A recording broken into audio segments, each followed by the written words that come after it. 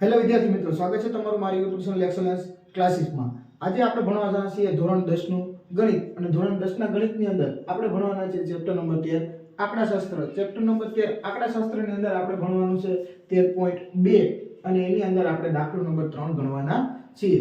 તો જોઈએ આજે આપણે કે દાખલા નંબર 3 માં શું કીધું છે। તો કે દાખલા નંબર 3 ની અંદર એક ગામની અંદર 200 કુટુંબ સંખ્યા આપી દીધી છે આપણે કુટુંબની કેટલી, તો કે 200 કુટુંબોનો માસિક ખર્ચ આપેલો છે। જે માસિક ખર્ચ આપેલો છે તેનો આપણે શું મેળવવાનો છે, તો તેનો આપણે અહીં શું મેળવવાનો છે, તો કે બહુલક અને મધ્યક મેળવો। આપણે એવું કીધું છે કે બહુલક અને મધ્યક બંને આપણે આને મેળવવાનો છે। તો સૌપ્રથમ જોઈએ આપણે જે આ માહિતી આપેલી છે તે વર્ગીકૃત છે। માહિતી સતત છે કે અસતત, તો 1000 થી લઈને 1500, 1500 થી 2000, 2000 થી 2500। આ જોઈને આપણે ખબર પડે છે કે માહિતી કેવી છે, સતત। અને જે અહીં આપેલું છે તે શું છે, તો કે વર્ગ અંતરાલ। અને આ જે કિંમતો છે તે શેની છે, તો કે માસિક ખર્ચની, અને શેમાં આપેલી છે, રૂપિયામાં। કુટુંબોની સંખ્યા, તો કુટુંબોની સંખ્યા એટલે આપણા માટે શું થાય, તો કે કુટુંબની સંખ્યા એ જે અહીં બીજી માહિતી આપેલી છે તેને આપણે આવૃત્તિ કહીએ છીએ, અને આવૃત્તિને આપણે fi વડે દર્શાવીએ છીએ। હા, fi તો કે જે કુલ fi નો સરવાળો થતો હોય તેને આપણે શું કહીએ છીએ, તો કે સિગ્મા fi, એટલે કે fi નો સરવાળો 200 આપણે રકમમાં જ આપેલો હતો।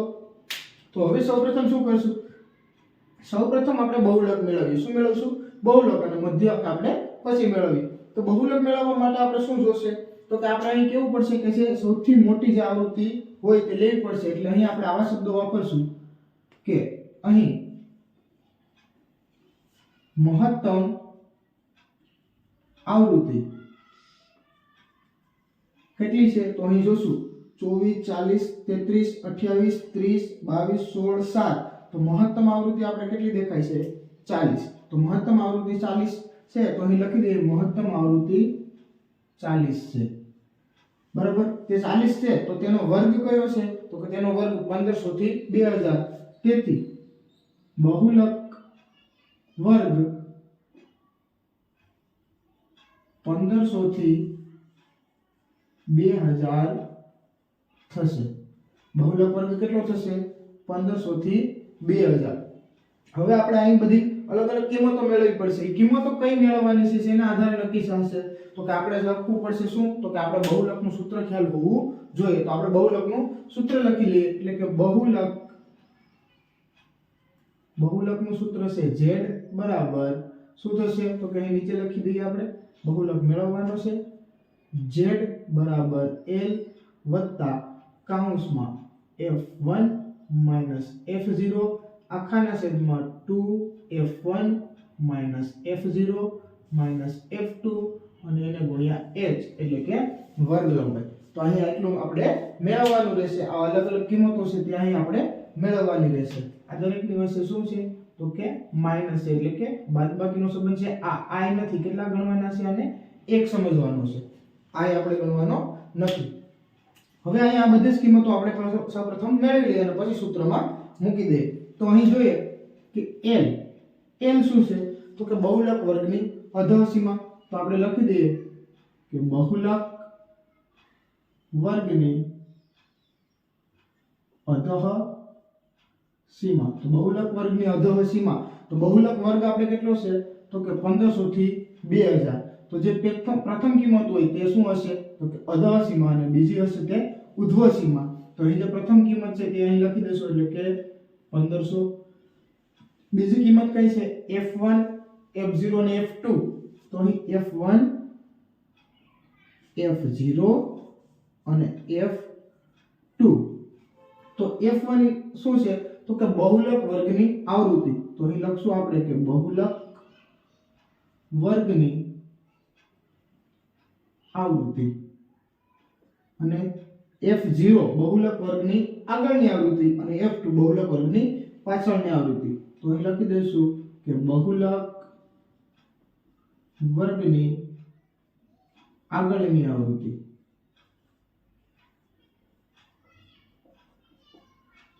અને બહુલક વર્ગની પાછળની આવૃત્તિ।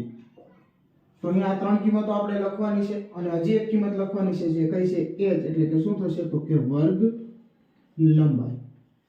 તો અહીંયા આપણે આ ચાર કિંમતો લખી દઈએ. હવે આ ચાર કિંમતો આપણે કઈ રીતે લખશું તો આપણે જોઈએ f1 આપણે સૌપ્રથમ મળી ગયું જે મહત્તમ આવૃત્તિ હશે તેને શું કહેશું આપણે f1.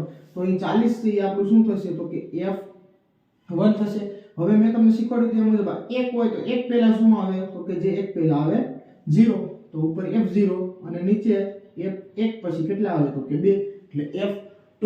અને અહીં જોશું કે 1500 થી 2000 વચ્ચે કેટલો ગાળો છે તો કે 500 નો અથવા તમે અહીંથી પણ જોઈ શકો છો એટલે ખબર પડી જશે તરત જ કે કેટલો છે તો કે 500 નો ગાળો છે એટલે કે વર્ગ લંબાઈ કેટલી છે 500. તો બધી ને જોઈને ખબર પડી કે વર્ગ લંબાઈ 500 એટલે લખી દઈશું આગળ f1 કેટલા છે 40 તો અહીં 40 લખી દઈશું. આગળ f0 કેટલા છે તો કે 24 તો અહીં કેટલા લખી દઈશું 24 લખી દઈશું. અને બહુલક f2 કેટલા છે 33 તો અહીં કેટલા લખી દઈશું 33 લખી દઈશું. આગળ આ જ કિંમતો હવે આપણે અહીં સૂત્રમાં મૂકવાની છે. તો ચાલો કિંમતો આપણે સૂત્રમાં મૂકી દઈએ. તો z આપણે મેળવવાનું છે એટલે બરાબર l કેટલા છે 1500 તો અહીં લખી દઈશું 1500 પ્લસ f1 f0 તો f1 કેટલા છે 40 40 માંથી f0 એટલે કે 24 બાદ કરવાના છે તો કૌંસમાં લખી દઈશું 40 24 આખાના છેદમાં 2 ગુણ્યા f1 તો f1 કેટલા છે 40 તો 2 ગુણ્યા 40 માઈનસ f0 24 અને f2 33 તો -24 અને -33 અને ગુણાકાર h એટલે કે વર્ગ લંબાઈ કેટલી છે 500 તો કેટલા લખી દઈએ અહીં 500 લખી દઈશું. સાદું રૂપ આપી આગળ આપણે તો 1500 એમના એમ રહેશે પ્લસ કરશું કૌંસની અંદર સાદું રૂપ આપીએ 40 અને 24 ની બાદબાકી કરીએ તો કેટલા રહેશે તો 40 માંથી 20 એટલે 20 અને 20 માંથી 4 એટલે 16 તો અહીં બાદબાકી કરશું એટલે 16 આવશે છેદમાં 20 80 સોરી 40 દુ 80 થશે માઈનસ પ્લસ એટલે 24 અને 33 નું શું કરશું સરવાળો કરશું પણ 33 મોટા એટલે નિશાની માઈનસ કેટલા થશે તો કે 57 થશે. સરવાળો કરશો એટલે 4 ને 3 7 અને 2 ને 3 5 તો 57 ગુણ્યા કેટલા છે અહીં તો કે ગુણ્યા 500 બરાબર 1500 એમ નામ રાખીશું પ્લસ 16 પણ એમ નામ રહેશે છેદમાં બાદબાકી કરશું અને અહીં ગુણાકારમાં 500 છે તેને સાથે લઈ લઈએ એટલે આપણે છેદ ઉડાડવાનું સરખું રહે. 80 માંથી 57 બાદ કરશું તો 50 બાદ કરી દઈએ 30 30 માંથી 7 બાદ કરી દઈએ એટલે 23 વધશે તો અહીં કેટલા વધશે 23.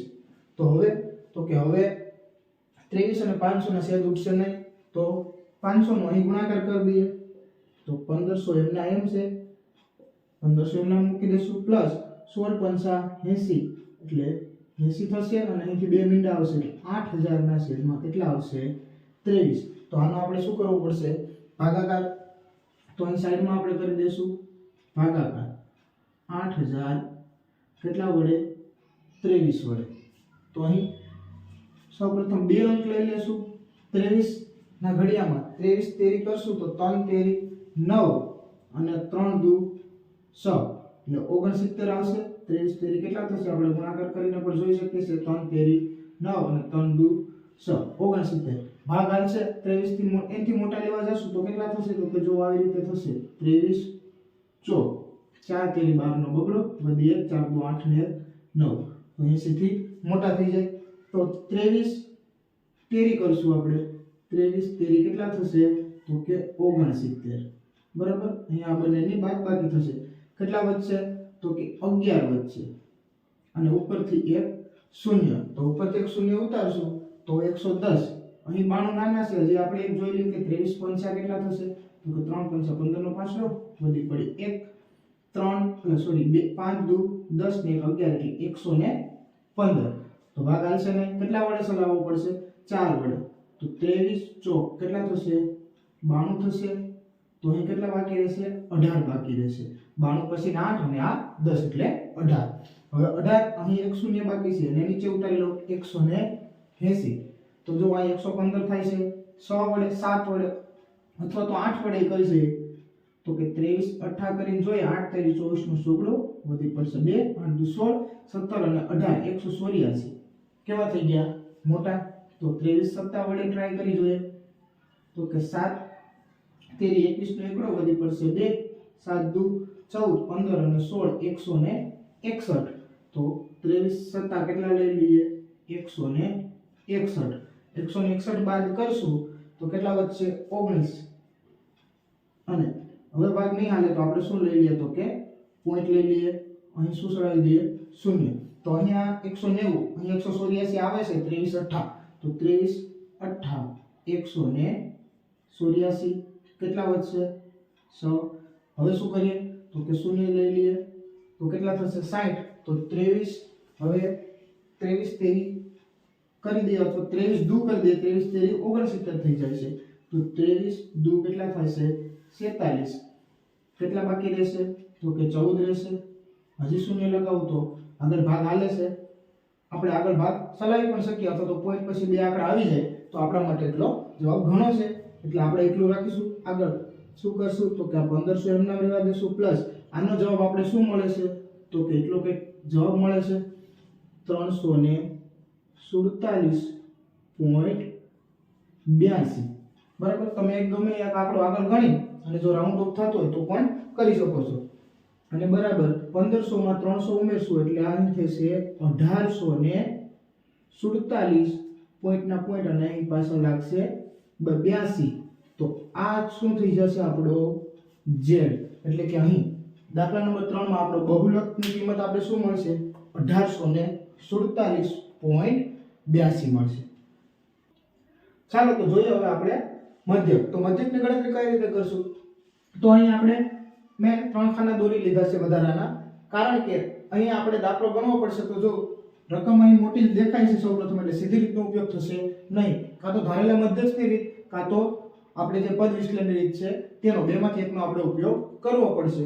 તો અહીં સૌપ્રથમ શું મેળવવું પડે તો કે મધ્ય કિંમત મેળવવી પડે. જ્યારે આપણે મધ્યક મેળવવું હોય ત્યારે મધ્ય કિંમત પહેલા મેળવવી પડે. તો અહીં આપણે મેળવીએ મધ્ય કિંમત અને પછી નક્કી કરીશું કે કઈ રીતથી દાખલો ગણવો. મધ્ય કિંમત એટલે થશે xi અને xi નું સૂત્ર શું થશે તો કે અધઃ કિંમત વત્તા ઉધ્વ કિંમત ભાગ્યા 2, અથવા તો આ બંનેની વચ્ચે જે સંખ્યા આવતી હોય તેને આપણે લઈ શકીએ. તો અહીં જો 1000 અને 1500 બંનેની વચ્ચે કેટલા આવશે તો કે અહીં આવશે 1250.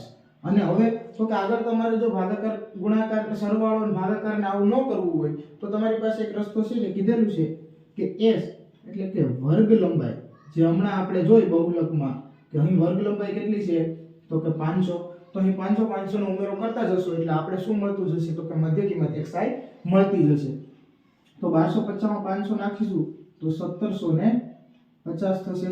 અને 1750 ની અંદર 500 ઉમેરીશું તો 1750 અને 17 અને 5 કેટલા થશે તો કે 2250. 2250 માં ઉમેરીશું 500 એટલે 2750, એમાં ઉમેરીશું એટલે 3250, એની અંદર 500 ઉમેરીશું એટલે કેટલા થશે તો કે 3750 એટલે કે 3750, એની અંદર 500 ઉમેરવાના છે એટલે કેટલા થશે તો કે 4250, એની અંદર હજી પણ આપણે 500 ઉમેરીએ એટલે કેટલા થશે તો કે 4750.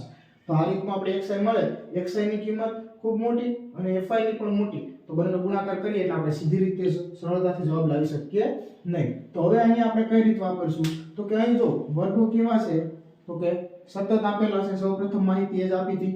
તો તેનાથી આપણે કઈ રીત પસંદ કરશું તો કે પદ વિશ્લેષણની. કેમ તો કે તે આપણે સરળ પડશે. તો સૌપ્રથમ આપણે પદ વિશ્લેષણની રીતનું સૂત્ર મેળવી લઈએ, જેના લીધે આપણે ખબર પડશે કે શું કરવાનું છે. તો કે પદ વિશ્લેષણની રીત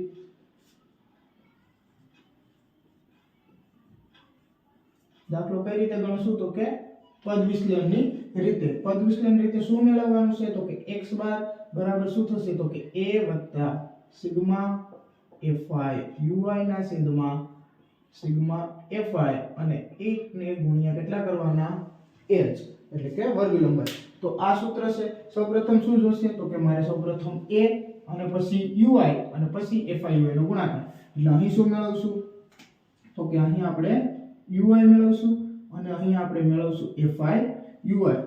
ui નું સૂત્ર શું થશે તો કે આપણે ખ્યાલ હોવો જોઈએ તો કે xi - a ના છેદમાં h, પણ આપણે આ સૂત્રનો ઉપયોગ કરતા નથી, આપણે ડાયરેક્ટ એની કિંમત મૂકી શકીએ છીએ. કઈ રીતે? તો કે અહીં જે કિંમતો લખેલી છે એમાં આપણે શું ધારી લેશું? તો કે a. કઈ રીતે ધારશું? તો મેં તમને શીખવાડેલું કે જે મધ્યમાં આવતું હોય એને આપણે a ધારવો, જેના લીધે આપણે કેવું રહે? તો કે સરળતા રહે. તો એ જો 1 2 3 4 5 6 7 8 કુલ 8 માહિતી છે. તો આ બે માહિતી વચ્ચે આવે તો જે એમાંથી ઉપરની હશે તે મને સિલેક્ટ કરું છું અને અહીં હું 2750 છે એને શું ધારું છું? તો કે a ધારું છું. બરાબર. હવે એ ધારી લીધું છે તો a ની સામે મારે શું કિંમત આવશે? તો કે a ની સામે જે કિંમત આવશે તે આમાં શું હશે? 0. બરાબર. અહીં મેં શીખવાડેલું છે કે a ની સામે કિંમત 0, ઉપર બધા કેવા આવશે? તો કે -1 2 3 4, નીચે બધા પ્લસ 1 2 3 4, એ જ્યાં સુધી જતું હશે ત્યાં સુધી. હવે તમે કહેશો કે સર આવી રીતે કઈ રીતે આમ કર્યું? તો કે અહીં તમને આ 13.1 માં શીખવાડ્યું હતું. તો ફરી એકવાર xi માંથી a બાદ કરો. કોઈ પણ એકનું ઉદાહરણ લઈ લો કે જો અહીં 2750 xi બાદ કરવાનું છે 4200 માંથી 2750 અને એને 7 વડે ભાગાકાર કરવાનો છે. તો 4250 માંથી 2750 બાદ કરશો એટલે કેટલા મળશે? તો કે તમને મળશે 1500 અને 1500 ને ભાગાકાર 5 વડે કરશો તો 5 તેરી 15 એટલે કેટલા આવી જશે?